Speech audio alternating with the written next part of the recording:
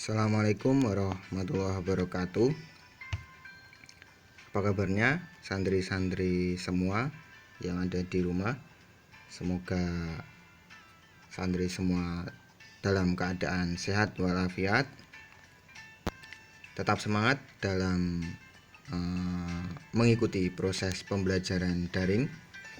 Kita doakan jika ada teman-teman kalian yang belum bisa mengikuti proses pembelajaran daring secara prime time, mungkin baru keadaannya kurang sehat atau sakit, kita doakan semoga cepat sembuh dan segera bisa mengikuti proses pembelajaran daring secara prime time.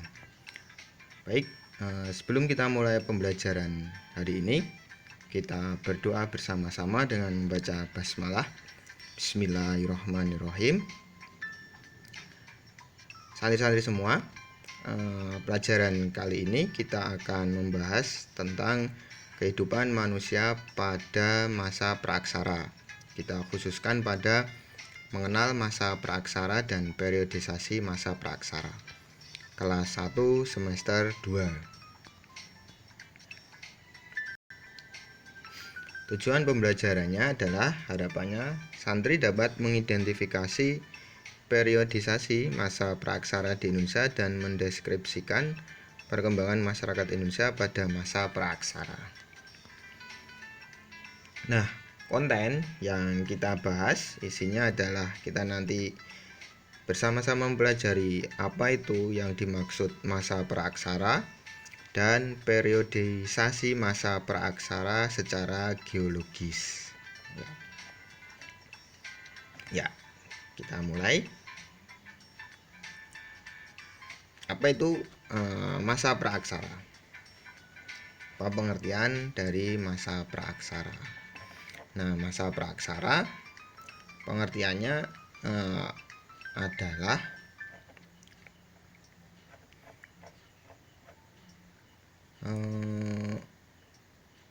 secara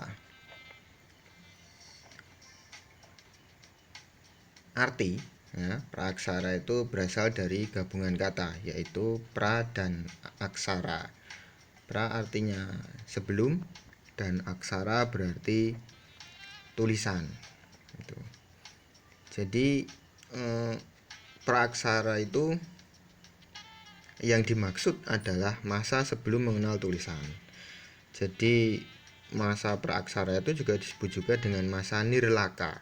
Nir artinya tidak ada dan leka, nirleka. Nir artinya tidak ada, leka artinya tulisan, yaitu masa tidak ada tulisan, atau disebut juga dengan masa prasejarah. Nah itu. Nah, mengapa tulisan menjadi pembatas waktu masa praaksara? Ya, karena aksara atau tulisan adalah hasil kebudayaan dari manusia. Fungsi utama dari aksara ini adalah ya untuk berkomunikasi dan membaca tentang sesuatu. Nah, sekelompok manusia yang telah mengenal tulisan biasanya meninggalkan catatan-catatan tertulis pada generasi berikutnya. Nah, catatannya macam-macam, bisa prasasti, naskah-naskah kuno, nah itu. Nah, dari catatan tertulis tersebut kita yang dari masa sekarang itu bisa mengetahui kehidupan orang-orang zaman dahulu. Nah, dengan demikian penemuan aksara itu merupakan faktor penting untuk mengetahui suatu peradaban suatu masa. Gitu. Nah, kapan waktu dimulai masa praaksara dan kapan waktunya berakhir? Nah, ya masa praaksara itu dimulai sejak manusia itu ada. Nah, itulah titik dimulainya masa praaksara.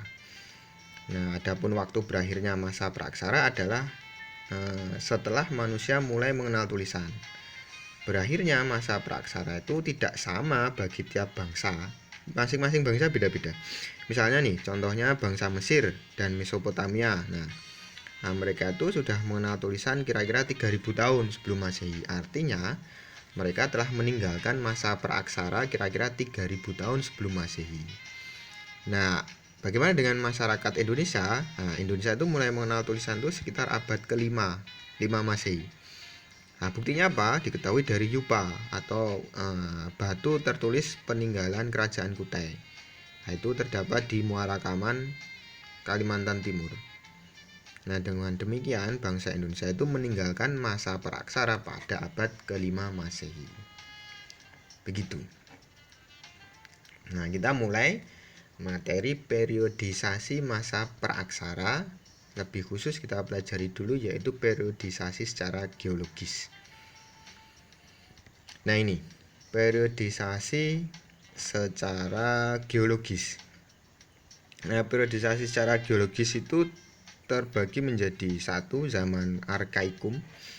Nah, ini zaman arkaikum itu zaman tertua, kira-kira berlangsung sejak 2500 juta tahun yang lalu. Nah, keadaannya itu kulit bumi masih sangat panas sehingga belum terdapat kehidupan di atasnya. Kemudian yang kedua zaman paleozoikum. Itu zaman kehidupan tua, berlangsung kira-kira sejak 340 juta tahun yang lalu. Zaman ini ditandai dengan munculnya tanda-tanda kehidupan seperti binatang-binatang kecil yang tidak bertulang punggung, jenis ikan, amfibi, reptil. Nah, itu sudah mulai ada.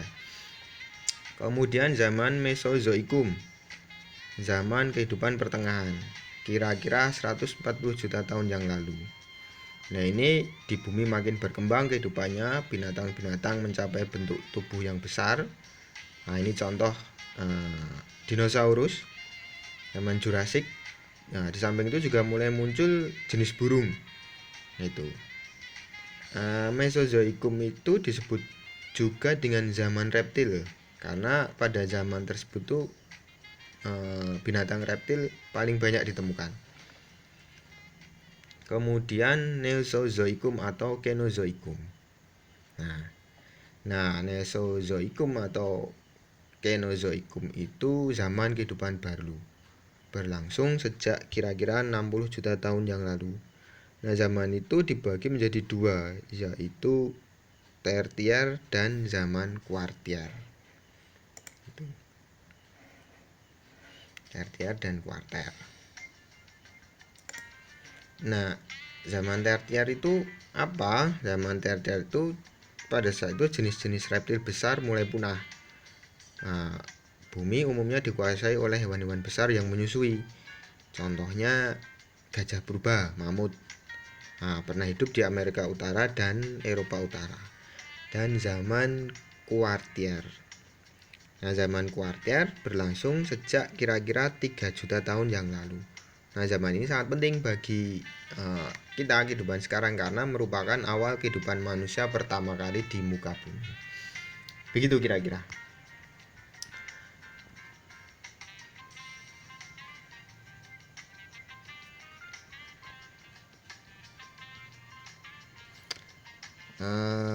Ada informasi tentang susulan dan remedi.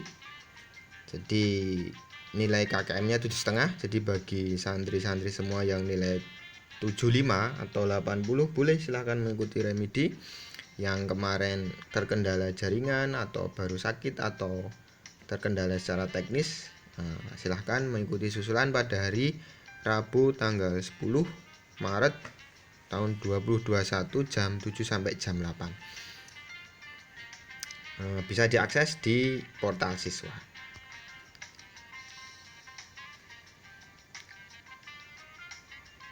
Begitu anak-anak semua, santri-santri semua. Semoga materi yang singkat bermanfaat. Jangan lupa terus belajar membaca buku paket untuk bagi yang susulan atau yang remedi. Tetap menjaga kesehatan dengan mengikuti protokoler kesehatan, pakai masker, selalu cuci tangan, jaga jarak, terus hindari kerumunan dan hindari aktivitas-aktivitas atau mobilitas yang tidak penting. Jadi mending di rumah. Sudah dengar ya beritanya bahwa ada mutasi virus COVID. Nah, itu jadi tetap harus waspada. Oke, wabillahi taufik wal hidayah. Assalamualaikum warahmatullahi wabarakatuh.